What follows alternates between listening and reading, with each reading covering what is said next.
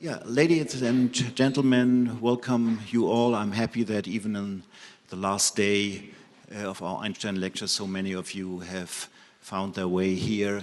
Let me just quickly say that those of you who have perhaps missed the first two lectures, we are recording them and we will put them up on the website of the university website where the Einstein Lectures are mentioned. And moreover, Susan Wolf has given on Monday, right, an interview for Swiss television, Sternstunden der Philosophie, and we don't know yet when this will be aired. They also will do some editing and stuff, but I expect that around Christmas or so this might air. So if you have if you found that interesting, what Susan had to say, you can dig deeper by watching the other lectures and by listening to the interview.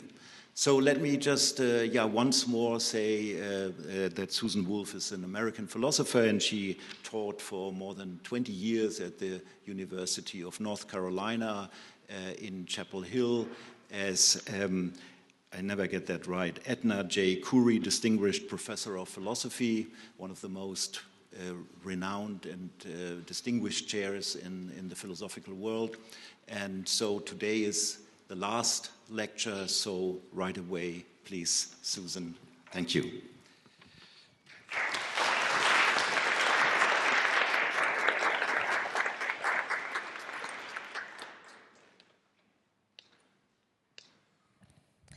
Well, once again, I thank the Einstein Society and the University of Bern and the Einstein Lecture Committee for inviting me.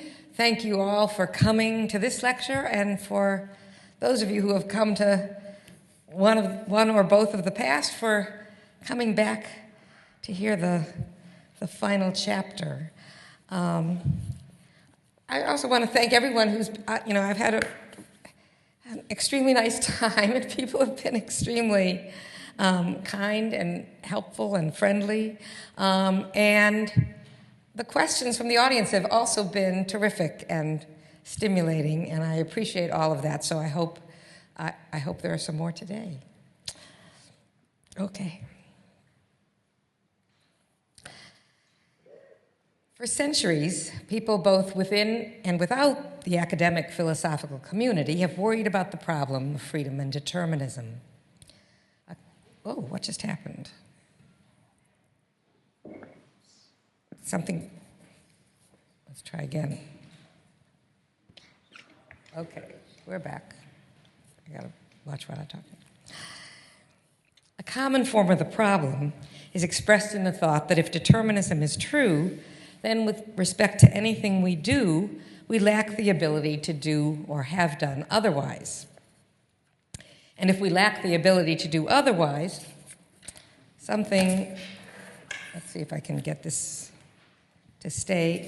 There must be a loose connection. If I loose connection here.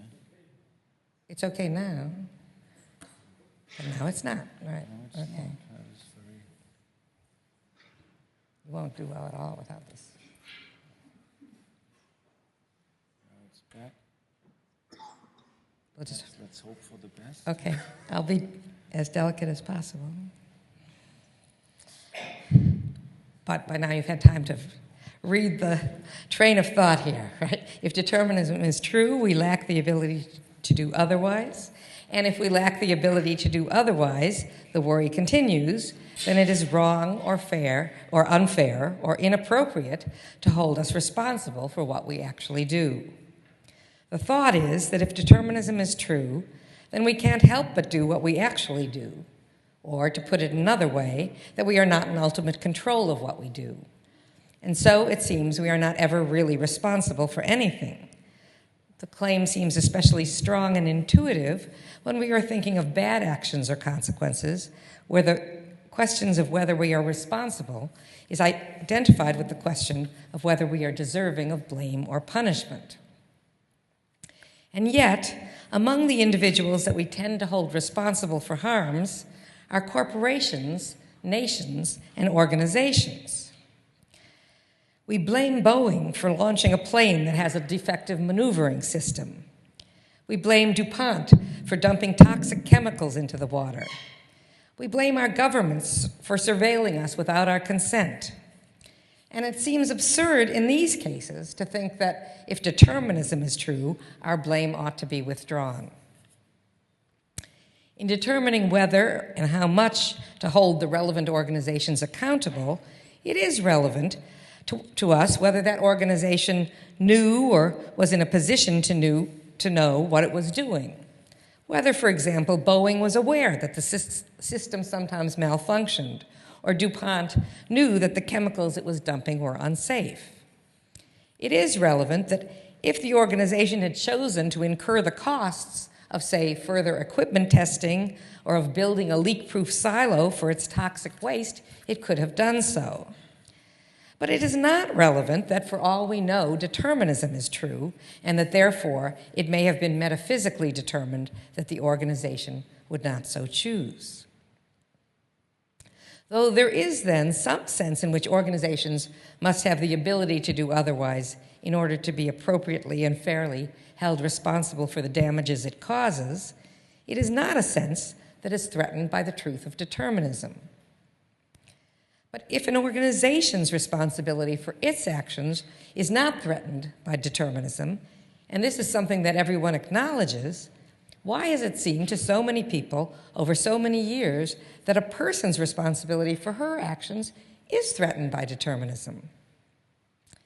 An answer which many people will be inclined to give is that it is because when we ask whether a person is responsible for her actions, we are thinking about responsibility in a different sense. But in what sense? A few philosophers, following Gary Watson, have distinguished between two kinds or senses of responsibility, which Watson labeled accountability and attributability. To hold someone responsible in the accountability sense is to expect her to meet certain standards or abide by certain norms in such a way that, should she fail to meet those standards, it's regarded as appropriate to blame her, to administer certain sanctions, or to harbor certain reactive attitudes, such as resentment or anger or indignation toward her. To regard someone as responsible for something in the attributability sense, in a version of that concept that I would support, not the original concept that Watson introduced, it's rather to see the individual as a self like us, a being with a point of view or sensibility or take on the world that has been formed and is continually open to revision by the individual's faculties of perception, imagination, reasoning, reflection, and so on, and to see the object of attribution as an expression of the individual's self. In the first part of this lecture, I shall argue that the answer to the question, why does determinism seem to threaten the responsibility of human beings, but not the responsibility of organizations, has to do with the fact that while the responsibility at issue in the case of organizations is merely accountability responsibility, the responsibility of interest in the case of human beings concerns attributability as well. That is, with the fact that we see their behavior as reflections of the characters of selves like us. But judging from the way the issue has been discussed in the past, that is not the answer that most people who are concerned about responsibility and determinism are likely to give, nor indeed is it anywhere in the neighborhood of their customary answers. On the contrary, most people who worry about responsibility and determinism are worried precisely about accountability, about the appropriateness or fairness of blaming or sanctioning someone who behaves badly or wrongly on the hypothesis that everything is determined. And they worry about this despite the fact that the worry does not seem to extend to the accountability of organizations. To explain this, they are apt to suggest that there are two kinds of accountability. We may call them shallow and deep. The accountability of organizations, they might say, is a thin and shallow thing, justified pragmatically for the benefit of society as a way of deterring organizations from hurting the community and of recovering costs when damage is done. But the kind of accountability we are concerned with respect to humans is different. If it is justified, it will license an angrier, more pointed kind of blame whose appropriateness would not depend on the usefulness of the practice of accountability and sanction. If a person acts badly in some relevant way, the blame would be simply non-pragmatically deserved. And it is this kind of accountability that seems threatened by determinism, and indeed, as some go on to say, by indeterminism as well. This, I submit, is the way philosophers and philosophically minded people have thought about the problem of responsibility for generations. This seems to be the way Einstein himself thought about the problem, for, as we all know, he believed that God doesn't play dice with the universe, and because of this, he did not believe in free will or in human responsibility. And I realize that it takes what my parents would have called chutzpah for me to disagree with Einstein, especially in the context of this lecture. Nevertheless, I do disagree, and to be frank, I don't think Einstein would have minded. As I said, the dominant view in philosophy has accepted the idea that organizations can be accountable and hence responsible, in a sense, even in a deterministic world, but that humans cannot be accountable or responsible because when we are considering humans, we are concerned with accountability in a different sense, and that sense is incompatible with determinism. My own view is that although the character of holding people accountable for bad behavior is different from the character of holding organizations accountable, I think the idea that this reflects two different kinds of accountability is mistaken. Rather, I believe that there is just one kind of accountability, but its significance varies according to the kind of agent whose accountability is in question, as well as with the explanatory reasons behind the agent's behaving as she does. To persuade you, I want to consider a type of case of human accountability that tends to get little attention. Typically, when we think of holding someone accountable, did it go off again? All right, it's supposed to be blank, so if there's light, it's fine. To persuade you, I want to consider a type of human accountability that tends to get little attention. Typically, when we think of holding someone accountable, we focus on cases where the person's behavior expresses her value or character. She lies to you or steals from you or pushes you aside, perhaps, because she just doesn't care or doesn't care enough about your interests as compared with hers. You're inclined to be resentful, full of blame, and you want her to feel your anger. But thinking about determinism gives you pause and makes you wonder whether these feelings and attitudes are appropriate or fair. But now consider a case in which the person's bad behavior is not an expression of bad values or character. She has just the values and the character you would want her to have. Still, mistakes happen.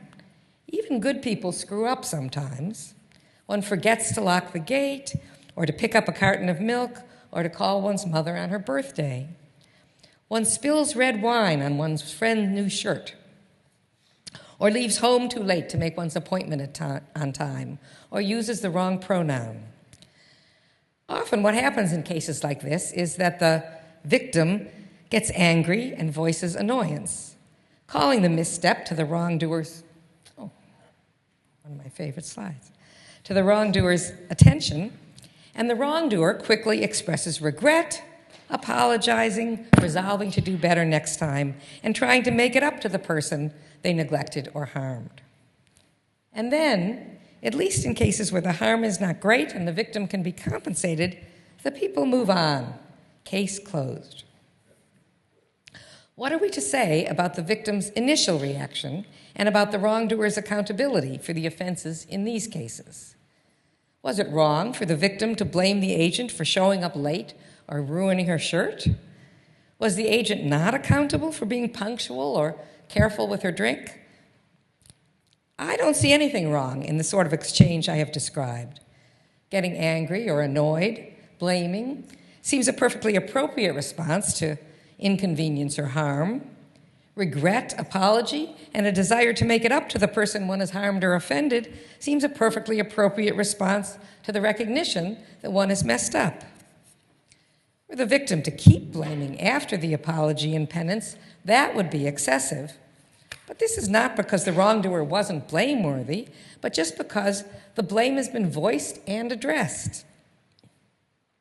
People are accountable, after all, for arriving at their appointments on time, running errands they have agreed to do, and so on. And it's perfectly natural to get mad, maybe just a little mad, when something one was counting on someone to do doesn't get done. I needed those tomatoes for tonight's dinner. This was my favorite shirt. Such outbursts and scoldings are among the sanctions one expects when one violates norms like this. That's why, in the cases I'm discussing, the violators respond as they do, by apologizing. In some ways, these exchanges seem similar to the cases of corporate responsibility I've referred to. One party violates a norm, the victim calls the violator to account, issuing, if all goes well, an appropriately proportional and recognized sanction. The perpetrator accepts the sanction, pays the penalty, apologizes, and cleans up its act, or, in the case of DuPont, its waterways, and everyone moves on. Moreover, in such cases, the idea that metaphysical determinism might undermine the appropriateness of such exchanges seem absurd, not just in the corporate cases, but in the personal ones too. Surely the truth of determinism doesn't mean that I should stop expecting people to show up on time for their meetings. If there are two kinds of accountability, shallow and deep, this would suggest that the kind we're discussing is shallow. But this can't be right, because as soon as we turn to the more commonly considered cases, in which the same kinds of misbehavior are expressions of objectionable values and characters, the worries about determinism rise up again. If there are two kinds of accountability, it can't be the case that which kind turns out to be at issue switches depending on the reasons a particular agent follows or violates a given norm. It can't be that when a decent person whose values and characters are fine shows up late for an appointment, she is only shallowly accountable, but when a selfish or lazy person keeps us waiting, she is either deeply accountable or not at all. So I suggest there's only one kind of accountability, and that if determinism threatens our attitudes towards human misbehavior in a way that it does not threaten our attitudes to organizational wrongdoing, the problem must lie somewhere else. The problem arises specifically in the cases in which an individual's behavior is seen as an expression of the individual's self, or more precisely, of her character or values, and in which, due to its being seen this way, we are inclined to have certain attitudes towards her, such as anger, resentment, indignation, and to want to blame and sanction her in a particularly pointed way. The problem thus seems connected to what I earlier called the attributability of the act to the agent. The truth of determinism seems either to call into question the idea that the act really is attributable to the agent, that is, that the action really is an expression of the agent's self, or to undermine the idea that there can be the right kind of selves at all, selves rich enough or deep enough to warrant the kinds of reactive attitudes that we are pre-reflectively inclined to feel toward adult human beings, but not towards young children or psychopaths or corporations. How might the thought of determinism lead to either of these worries? Are either of them warranted? To explore these questions, it will be helpful to have a couple concrete examples before us. So, for one example, imagine a friend who lies to you about why she can't come to your birthday party, saying that she is ill, when really she just isn't in the mood. For the second example, we can consider a more serious, if less personal, case. let it be the very DuPont executive who, after calculating how much it would cost the company to build an adequate protective silo for its chemical waste, issued the order to dump it in the water, betting that the company wouldn't get caught. We have already established that determinism doesn't undermine the thought that the agents could have acted differently in such a way as to deprive them of accountability completely. It's not as if your friend had to lie, whether she wanted to or not, or that the DuPont executive's hand was being guided by an unseen force in dictating that the waste be dumped in the river and the research about its probable health effects be suppressed. That is why, in the case of the agents whose characters and values were unobjectionable, but who had just messed up, spilling their drinks, being late to their meetings, there was nothing problematic about holding the individuals in question accountable. But in the cases that we're now considering, our attitudes towards the agents are stronger and our judgments about them more negative. It's not just what they did that upsets us, but what their actions express about them and their attitudes towards us. For these stronger attitudes and judgments, and the harsher sanctions which they make us want to apply to their subjects to be justified, it seems something more than the ability to do otherwise that is compatible with determinism is required. But what? The answer, it seems, must be something in the neighborhood of the ability to know better or be better, the ability to see why their behavior was bad or wrong, and to appreciate it in such a way as to lead to their acting otherwise. Your friend, knowing how much it meant to you to have her at your party, should have known that she should have just sucked it up and come to the party, even if she didn't want to. Or at least that she shouldn't have lied to you, pretending that illness had kept her away. And of course, the DuPont executive should have known that the risk to human health and safety takes priority over company profits and of its effect on the arc of her professional career. But the thought that these people should have known better presupposes that they could have known better, that they had, in other words, the abilities necessary to know better than they did. We didn't feel the need for these abilities in those other cases in which people of good character just screwed up. They did know better, they acknowledged as much, and they went on to apologize and compensate insofar as they could. In these cases, we do need these abilities, and the question is determinism compatible with them? Let us think for a minute about what we usually mean when we say that a person is able to know better than they do know, or to be better than they are. One might consult one's own history. Haven't we all done things of which we say later, I should have known better than to do them? On what basis did we make those claims? And haven't we all, on occasion, become better, at least in small and minor ways? What abilities were needed to bring that about?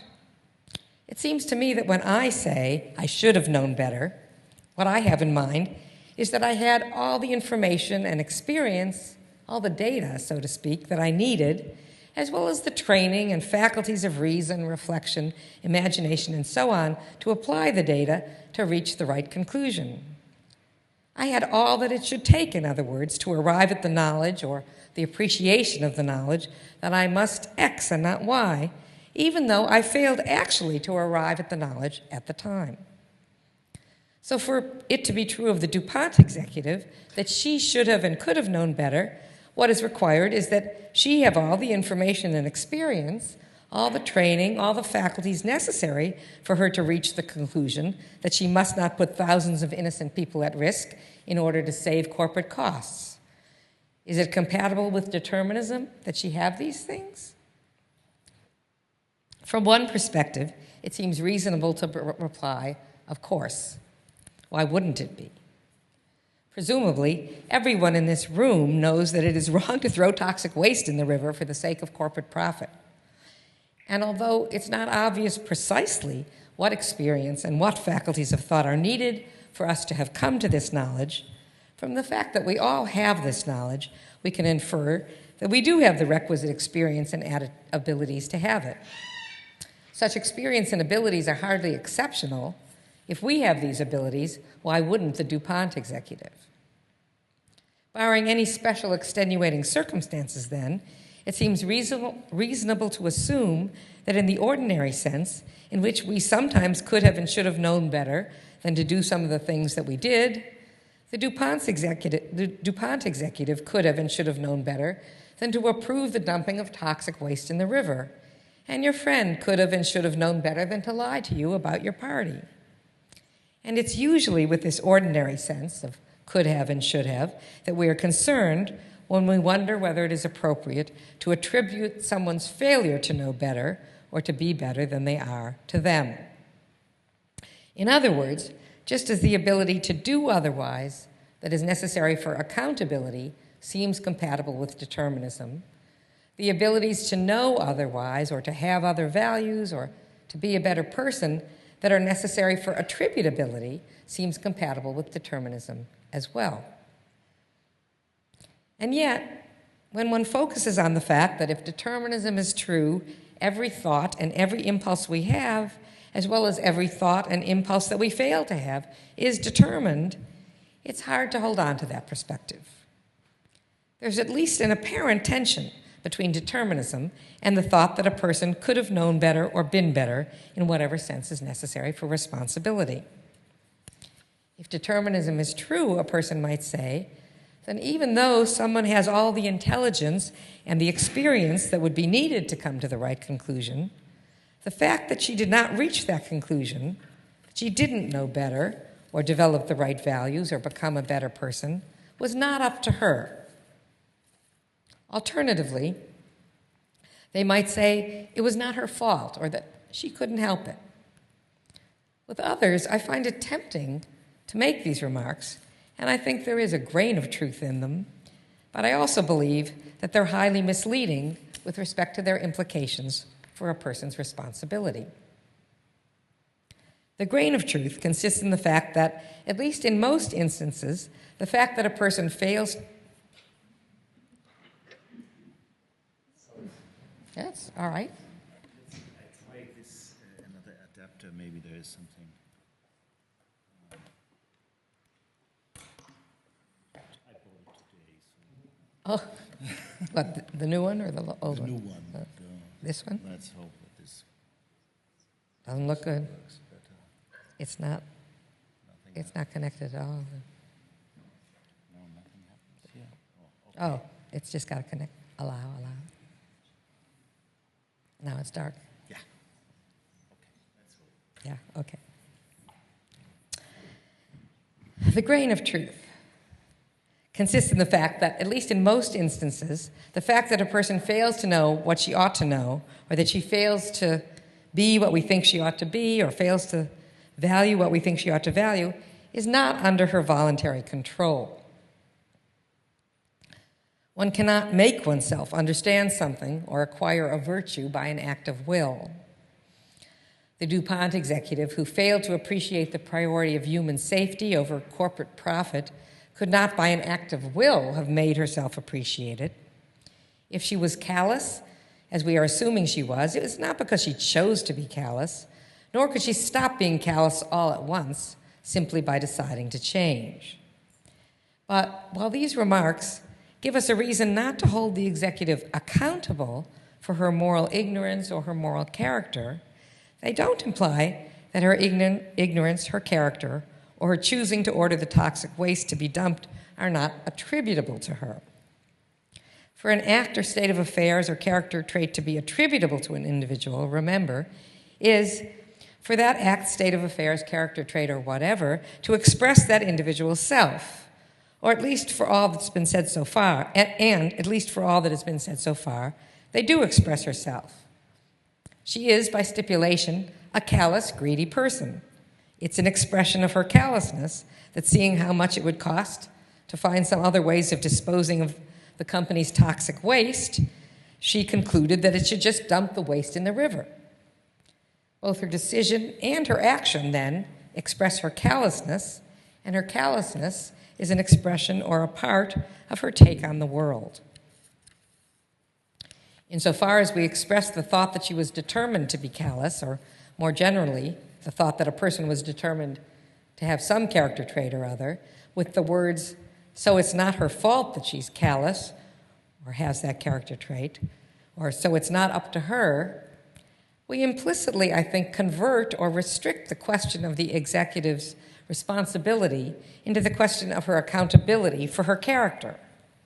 In so doing, we perhaps unwittingly shift from our initial concern about whether it's appropriate and fair to blame and punish her for ordering the dumping of the toxic waste to the question of whether it's appropriate and fair to blame and punish her for being callous. But this is a mistake.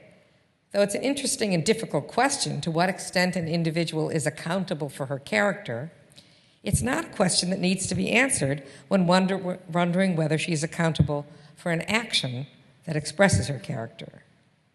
Nor does that question need to be answered to determine what more specific attitudes, judgments, and sanctions are appropriate to apply to her on the assumption that she is accountable for her actions. What we need to know is not whether she was accountable for her character, but whether she, the individual who is accountable for the violation, really has a character. And if so, what character it is that is expressed in her action. Or to put it another way, we need to know, I think that's wrong. To put it another way, we need to know, what does it say? Whether she's a being with sufficient powers of active intelligence to be a self like us.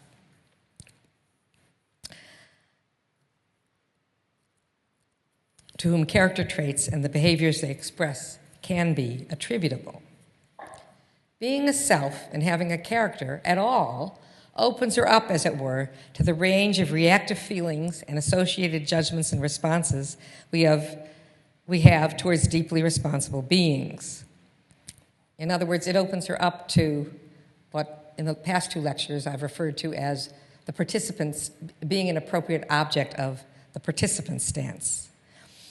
Which feelings and other responses we have are a function of the particular character and values that we take to be expressed in her behavior, in virtue of which the behavior has the meaning and significance for us that it does. For those who are still skeptical or confused about the distinction between accountability and attributability, let me try to make these points in another way, focusing this time on the less serious but more personal case of the friend who lied to you about why she didn't come to your party. When you first learned of the lie, we can assume you were hurt and angry. By choosing to stay home, your friend acted selfishly, and it was cowardly of her to make up an excuse. But the thought that her values and character are determined might lead to the thought that her selfishness and cowardice are not her fault, or alternatively, to the thought that her values and character are not ultimately up to her.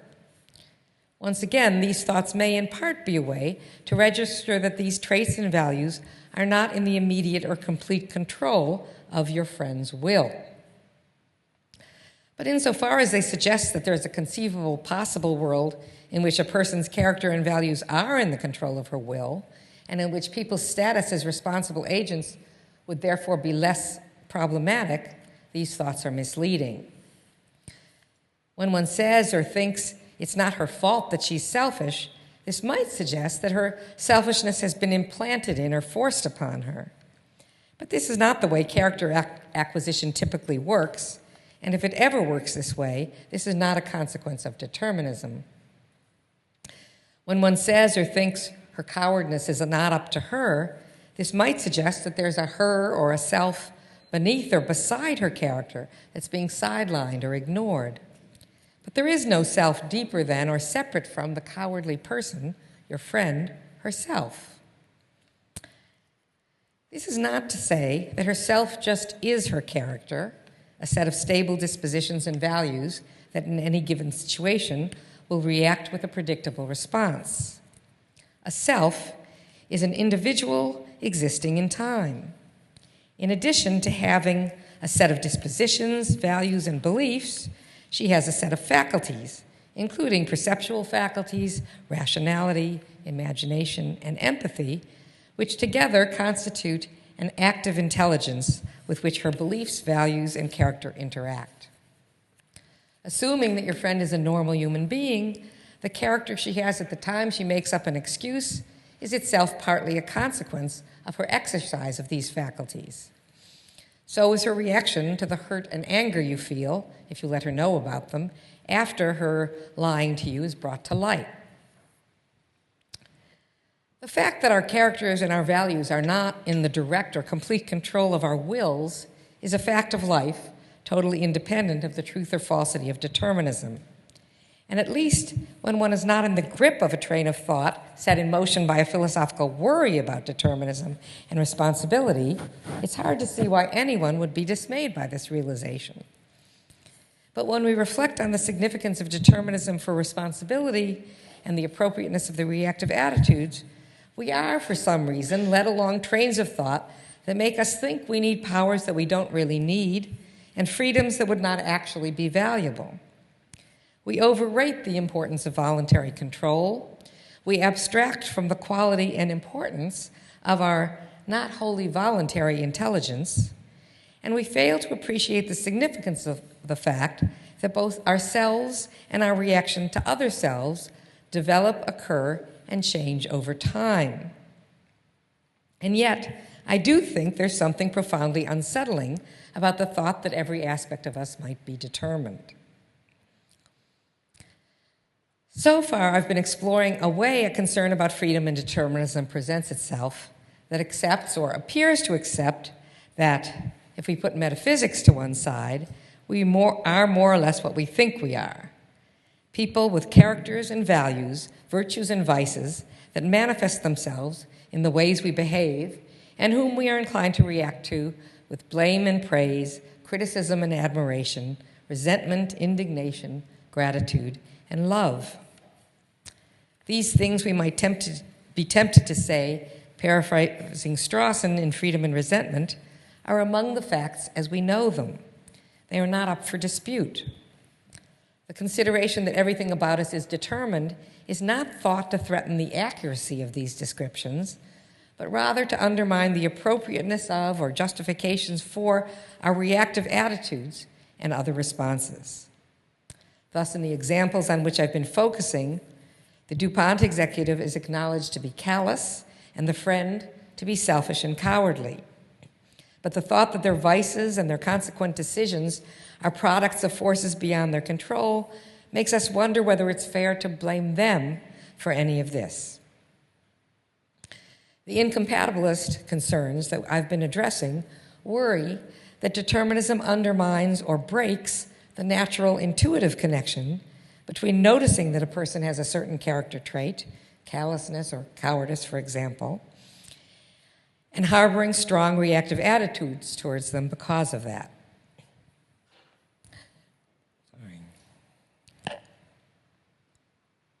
My remarks today, invoking the contrast between accountability and attributability, are intended to persuade you that this train of thought is misguided. But there's another way the thought of determinism might seem to undermine the appropriateness of our reactions, namely by questioning whether it is right to think of these people as having these character traits or even characters at all. I don't mean to deny that they have psychological dispositions that manifest themselves in their behavior. The DuPont executive is evidently disposed to assign little weight to considerations of the welfare of strangers in her practical decision-making. The dissembling friend is disposed to avoid uncomfortable confrontations, even at the cost of violating moral norms. Some people think of character as consisting of nothing more than a collection of such dispositions, which a given individual exhibits stably over some considerable period of time. But in order to make sense of the appropriateness or inappropriateness of our reactive attitudes to people, it's important to distinguish this shallow use of character from a more robust sense of the term, the sense in particular that I proposed in yesterday's lecture. Compare our reactions to ordinary people with our reactions to other individuals, such as sociopaths, corporations, and non-human animals, who might be described as behaving in similar ways. Our reaction to crocodiles, for example, who will kill you at any opportunity are very different from our reactions to trigger-happy outlaws, hitmen, and assassins. We protect ourselves from crocodiles. We try to avoid getting physically close to them, but we do not get angry at them or criticize them for being the way they are. As an elaboration of this point, we may say that although crocodiles are notably and thoroughly indifferent to human life, they cannot be callously indifferent. I trust that everyone will agree about this, but the question is, why not? I believe that the answer has to do with the difference between human, at least normal adult human intelligence, and crocodile intelligence, with the fact that while normal adult human beings are susceptible to reasons to care about human welfare, crocodiles are not. For callousness is a thick concept referring to a vice. To be callous is to be not just indifferent to human welfare, but objectionably so. And it's only objectionable to be indifferent to human welfare, as opposed to merely bad for us, in a context of susceptibility to reasons not to be indifferent. Callousness, in other words, is only possible in individuals who are capable of seeing, understanding, and appreciating reasons not to be callous. It doesn't matter, for my purposes today, whether you think that the judgment that one should not be indifferent to human welfare is an objective or universal moral truth, nor that you agree with me in using the term callousness in quite the way I do. What matters is that we agree that people in our present community, one that includes, for example, DuPont executives, ought to care about human welfare, that they are capable of understanding and appreciating the reasons why they ought to care, and so, if they don't care, their indifference constitutes a vice. Crocodiles, incapable as they are of understanding and appreciating such reasons, or indeed, I would add, of having such reasons, are not part of this community, nor are they candidates for vice. Related to this, and perhaps more to the point, is the fact that when a crocodile exhibits its indifference to us, it doesn't constitute an insult or an affront. This is why we don't get outraged or angry at the crocodile. We just try to protect ourselves from him. The worries about determinism that I've been considering up till now were formulated in terms that took for granted the fact that people had characters with various virtues and vices, and asked whether, in light of determinism, it was fair or appropriate to harbor strong reactive attitudes towards people on the basis of the characters they possess. But if attributions of character depend on a context of susceptibility to reasons for and against that character, or more precisely, for and against the thoughts, desires, and values that the relevant character embodies, it can seem puzzling how, if determinism is true, having a character in this robust sense is even possible. For if an individual's every thought, every feeling, every recognition of a reason, and so also every moment when she fails to recognize a reason, is determined, in what sense is the individual susceptible to reasons that she does not have or see? What can we mean when we say that an individual is susceptible to reasons she doesn't actually have? That, for example, she could have known better than to think that dumping toxic waste in the river was an okay thing to do, or that she could have known better than to stay home from your party and lie to you about it.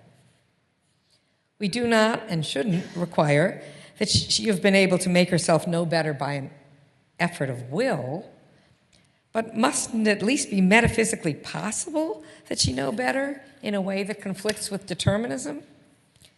When we criticize a person for not knowing or caring about something we think they should know or care about, we do so against the background assumption that they could know or care about that thing. But what does that could amount to in the context of determinism? As I said earlier, when we reflect on the occasions when we think to ourselves, I should have known better in ordinary life, we seem to mean by that we had both the intelligent faculties and the requisite evidence that would have been necessary for us to come to know it, and there were no overwhelmingly large obstructions to our exercising these faculties to reach the right conclusion. But there's something unsatisfying, at least something I find unsatisfying about this answer when one places it in the context of the thought of determinism.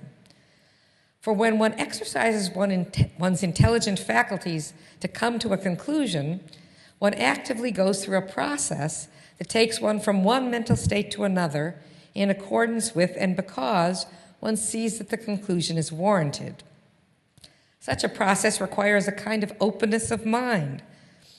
Were we restricting ourselves exclusively to the exercise of rationality, we might call it an openness to going wherever the argument takes us. And although I know of no argument to establish that such a process and such an openness is incompatible with metaphysical determinism, I confess that the thought of determinism makes the question of whether and how such a process is possible especially salient.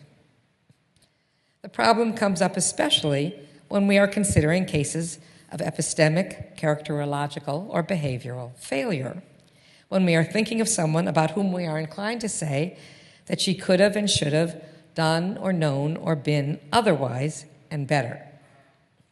The thought that she was determined suggests, even though it doesn't prove, that she could not have done better, and that she just is what she is, and one has simply to deal with it, much as one deals with the crocodile. But if I'm right in identifying the root of the problem with a puzzle about the individual's susceptibility to reasons, then whatever doubts or puzzles we have about the appropriateness of the reactive attitudes towards the vicious or bad acting agent who does something and we think that she couldn't have done better, they apply just as much to the appropriateness of reactive attitudes towards agents whom we are inclined to think of as thinking, valuing, and acting well. For the basis for doubt, if my analysis is right, is nothing more nor less than the difficulty of understanding how it is possible to think. Understanding thinking to be not just the conscious experience of one damn thought after another, but the exercise of faculties of intelligence that allow us to correct our mistakes, reduce errors, and gain understanding, appreciation, and insight. Crocodiles can do none of these things, and that is why it makes no sense to resent them when they manifest them indifference to our welfare. But for similar reasons, it would make no sense to love or feel grateful to a creature with the brain power of a crocodile that was hardwired to attend to and foster our interests. It's open to someone who's sympathetic to my puzzlement about how thinking in this robust sense is possible to observe that, although I have presented the puzzle as especially salient in the context of assuming the truth of determinism, the problem should strike us as equally puzzling when we assume the truth of indeterminism. Alternatively, one might suggest that it is not determinism versus indeterminism at all, but mechanism that seems to pose a threat to our capacity for intelligent thought. I'm inclined to agree with both these remarks, to think, in other words, that the puzzle about whether, and if so, how intelligent thought is possible might come not from any particular metaphysical hypothesis, but from metaphysical thinking quite generally. Perhaps, that is, the problem will arise with any attempt to integrate a detached view of ourselves in the world with the point of view one occupies as a participant in the world, as one thinking, intelligent being among others. But this does not make the problem of finding an adequate justification for our reactive attitudes or for other manifestations of our taking ourselves to be deeply responsible any better. I began this lecture asking what it is about the hypothesis of determinism that seems so philosophically threatening to responsibility. In leading you through the series of reflections I have, my point has been to relocate the crux of the problem from what it has customarily been taken to be. I've been arguing that the problem is not that responsibility requires a contra-causal ability to exercise one's will free of the influence of physical and psychological laws, Nor is it a problem about ourselves, our psyches, and our decisions being a product of a history that began before our births and was a fortiori outside of our control. The problem, I've been suggesting, is rather a problem about whether and how we can be what we think we are, intelligent beings with the capacity to understand and appreciate the world around us, who express ourselves, our values, desires, hopes, attitudes, and so on in what we say and do. If the problem is not restricted to the context of determinism, but arises on any conceivable metaphysical hypothesis, so much the worse. Or perhaps, so much the better. For I'm right that at the bottom of the worries that are sparked when we think about freedom, responsibility, and determinism is a puzzle about how it is possible truly to think, then it seems we are assured of being able to answer these worries, at least in one sense. That is, however puzzled we may be about how intelligent thought is possible, we cannot really doubt that it is possible. There are, in fact, two sorts of argument for this. The first, somewhat in the spirit of G.E. Moore's argument against skepticism, here is one hand and here is another, is by reminding ourselves that we are thinking at this very moment. Or, to take a somewhat longer route, let's review how we got to the worry about the possibility of intelligent thought in the first place. It was, you'll remember, the end of a train of thought focused on an individual who acted in a way we condemned, whose action was, at least so it seemed, an expression of her character, of her values, and of the way she saw the world. Our inclination is to blame her, to be indignant, and so on. Our inclination to blame her, to be indignant, and so on, reflected the fact that we saw her action as an expression of objectionable callousness or selfishness or some other vice, which we thought she should have known better or done better than to have. But the thought of determinism pulled us up short, making it puzzling whether she really could have known better. For if she was determined to have the thoughts, feelings, imaginings, and reflections she did have, it is not clear that she was susceptible to having different reasons, the reasons that would have made her less callous and that would have led her to choose a different action. But then I pointed out that if it were really true that she couldn't have known better, in whatever sense of could should matter to us, then it's somewhat misleading to regard her as objectionably callous rather than just more neutrally indifferent, in the same way, though perhaps to a less extreme degree, as crocodiles are indifferent. But if one follows the train of thought this far and comes to see the implications of determinism or indeterminism or mechanism as undermining the apparently callous person's capacity to so much as be callous, one should extend one's skepticism to the kind and sympathetic person, the honest person, the good friend as well. If metaphysics undermines the vicious person's capacity to know and be better in virtue of undermining her capacity for intelligent thought, then it undermines the capacity for intelligent thought in all of us, including those of us who, pre-reflectively, appear to be virtuous and to get things right. But surely such skepticism goes too far. For we do sometimes understand things, appreciate things, have insights, don't we? Consider such remarks as Machiavelli understands power. Henry James understands women. Ottolenghi understands vegetables. Roger Federer understands tennis.